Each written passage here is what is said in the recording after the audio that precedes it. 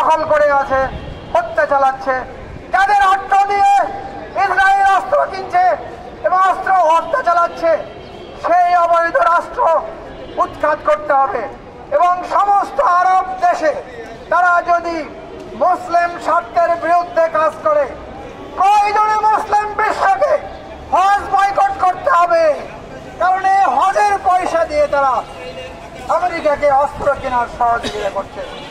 তারা মুসলিম শাসকরা যদি ইসরায়েলের দাবিদারি করে, মুসলিম স্বার্থের বিরুদ্ধে গিয়ে যদি আমেরিকার দাবিদারি করে, তাহলে মুসলিম বিশ্বের সমস্ত যুব সমাজকে আহ্বান করছি, তারা যেন এই শাসকদের গদি উড়িয়ে দিয়ে সেখানে জনগণের সরকার কায়েম করে।